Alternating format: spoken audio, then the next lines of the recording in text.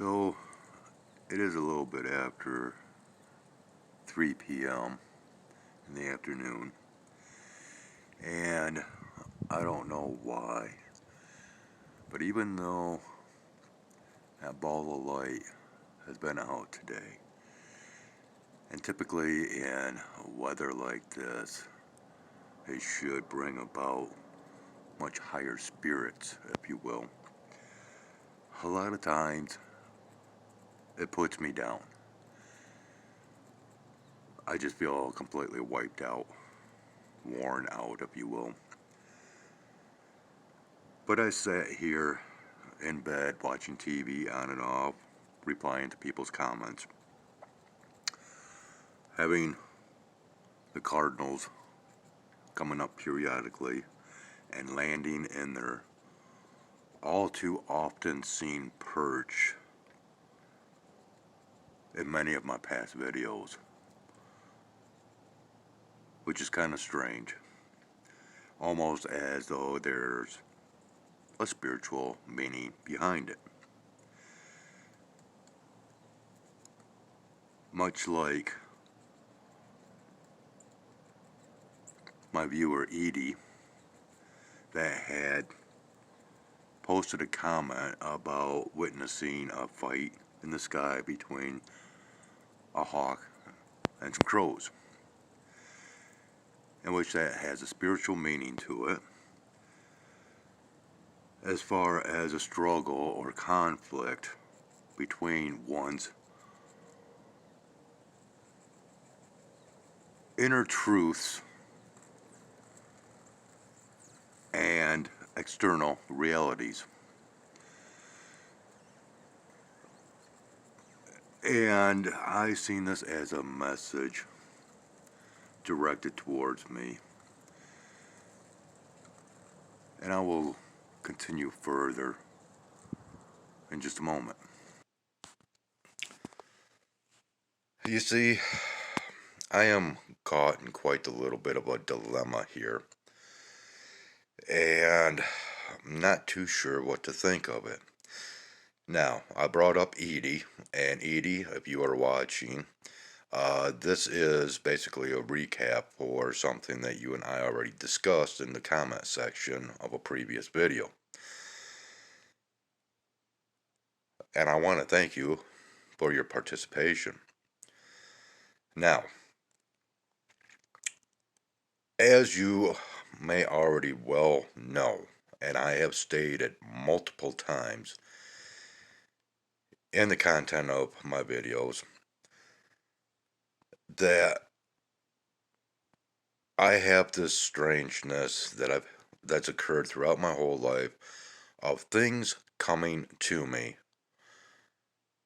Information, books, I don't know, whatever you can think of, items will come to me, and they come to me typically with a reason or meaning or purpose behind them that I am not aware of at the time. And it's much akin to my sky observations, as well as other observations that just happen. It's not like I, purposely go out there and say, hey, I'm going to record a convo in the sky today. Or, yeah, I think I'm going to conjure me up a UFO and record that today. And which, hey, I have recorded those things, correct? But without any indications of anything like that appearing before me. Much like what I'm going to describe now. And like I said, this is quite bothersome to me. And that is whether or not I am doing the right thing by putting the type of information out there that I do in reference to this book of books. And I would like a little bit of feedback from you people over your opinions of whether it is the right thing or wrong thing for me to be doing. And if you would like to participate, just a simple yes or no will suffice. Um, I don't need any drawn out lectures or anything like that. But this is how the ball rolls.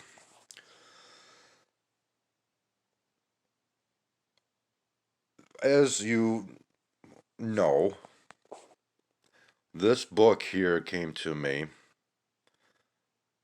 during Halloween after it had snowed, and it was alongside the road as a freebie, and it cried out, "Morgan, please take me home with you." Well, this book is already come into use, and it's going to come into use that much more. Um, with quite the surprising twist, if you will. But that's going to come up in my actual sermon. This is more or less a prelude. So, not only has this book come to me and revealed some reasons behind its forthcoming, but there's been other symbolic happenings that's led up to this point. This last autumn, once again, as I sit here in bed looking out through my window, and that's what you've seen previously was a recording through my bedroom window and through the screen. But anyways, looking out along the tree line as the ball of light shining brightly would cast reflections from the shininess of the bark of the limbs, branches, and sticks amongst the tree line. And many times I witnessed what appeared as glowing crosses, crucifixes, if you will. Now, in times like this, other things can abound. And believe me, this is a kind of a slow lead in, but please bear with me. This past January 11th, as I was preparing to head off to Grand Rapids, a 50-mile one-way journey to a mandatory examination by an orthopedic physician, which was mandated by law through this ongoing, now 6 years of a workers' compensation feud. And as I was waiting for my brother to pick me up for said appointment, I had a knock at the door. And there was two gentlemen outside my door, in which they were very grateful that I first and foremost acknowledged their presence, because typically these are the people that come to your door that you don't typically answer the door in response to their knocking. In which, of course, these were Jehovah's Witnesses. And it was, of course, a very interesting meeting. See, in the past, and because of my past experiences with religion and this book of books and church, I have had many Jehovah's Witnesses come to my door, in which I thoroughly enjoy because usually it is the preacher that gets preached to in my household. Typically, when there is a parting of ways, they are left with plenty of things to think about, and they tend to scratch their heads as they leave, as was the case just last week. And it was very interesting that in my past, whenever these people would come to my door, they were preaching more or less the pathway of salvation and so on and so forth. Not so much these days. Right away, it was the focus on prophecy. Well, I informed these two gentlemen about my YouTube channel, about this book of books and its history with me, and the factor that I speak of prophecies on my channel, as well as some of the things that are not revealed in this book of books, such as deja vu, and of course the Mandela effect, and things of that nature, reincarnation, and which, well, I had to throw that out there too, in reference of Jesus speaking of John the Baptist being the reincarnation of Elias. But my main point is with what I consider to be knowledge and where this knowledge comes from, why it is that I tend to read the stories from this book of books so far differently than other people. I'm not sure. I do my best to back up whatever I put out there. This next sermon will be more proof of that, as what I do plan on sharing, I will back up with other resourced material.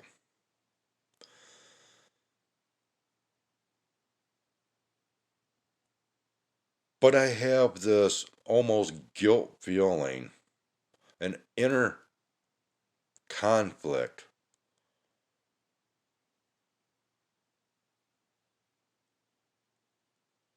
that screams out, I'm doing the wrong thing because it is affecting people to question their faiths and beliefs. And I am not one to interfere with that, but I do like to share my thoughts and opinions, viewpoints, and perspectives. I'm an observer. Things come my way to help explain a lot of those observations that I do have.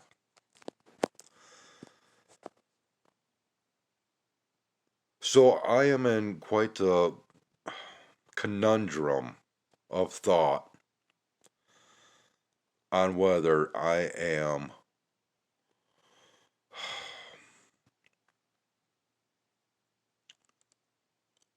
under some kind of scrutiny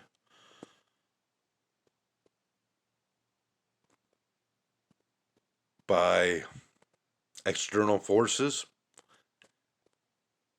and of my own consciousness. I'm having a very difficult time with this, people.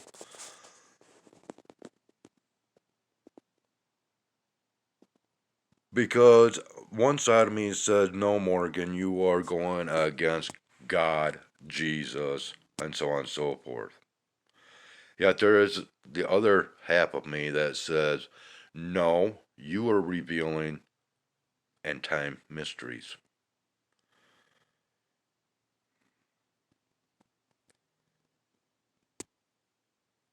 I have a lot of people out there that are strong in their faith that still stay and subscribe to this channel, even though I put content like this out there. And it bothers me because I don't want to offend anybody. But yet I am of the determination to share what I see. But yet it does not come without a price. It does bother me. Why? Because there's a part of me that still wants to hold on to the religious aspects that I grew up on.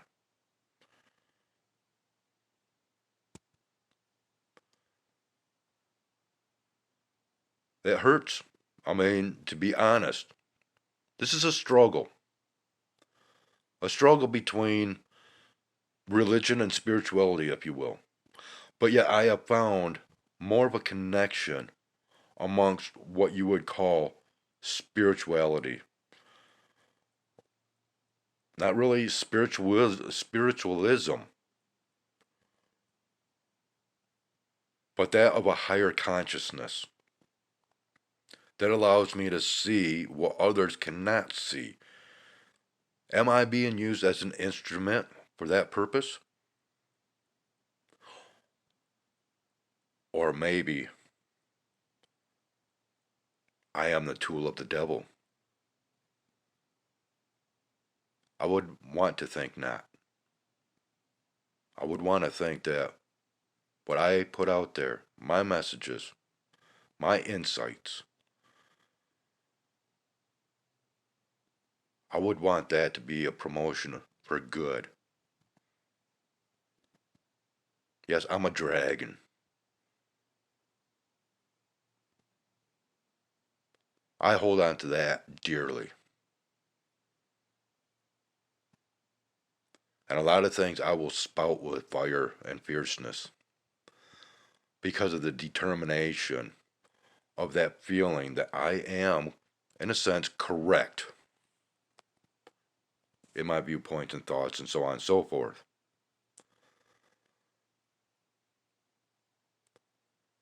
But I don't like the thought that I am offending people. So, regardless of this, I'm still prepared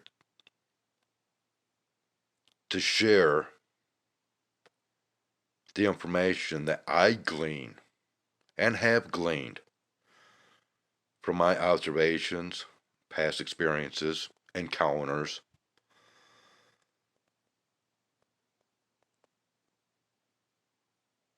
Because there is that part of me that feels that it is the right thing to do.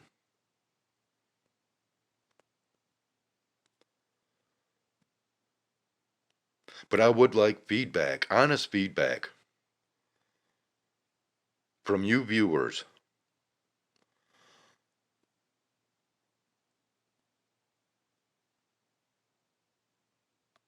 on whether I am doing the proper thing or not. I mean, after all, when it comes down to these Jehovah Witnesses, and I cast no um, sarcasm their way. Although there are so many out there that, do not have any kind words to say about these people. I found them to be very friendly and actually quite open minded, especially with what I share with them. And I don't hold back either. I gave them my phone number. They're to contact me and come back so we can discuss more over the prophecies, and believe you me, nobody's prepared for what for what I share and still have to share. But ironically, there are many channels out there that are now declaring the same things that I've been telling you people right along. And in a way, it's kind of scary for me because some things I don't want to be right on.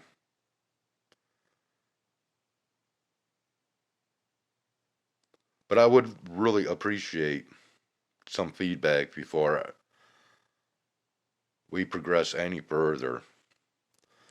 This is a long video. It's already 21 minutes long. It's going to take forever for me to upload this.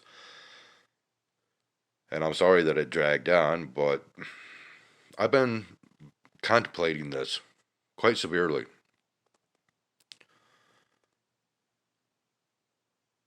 I mean, after all, do you think God, Jesus, or angels are going to put Jehovah's Witnesses at my doorstep with the reputation the society has cast upon them? Once again, these are some great people. I really enjoy having these conversations with them because it's right up my alley.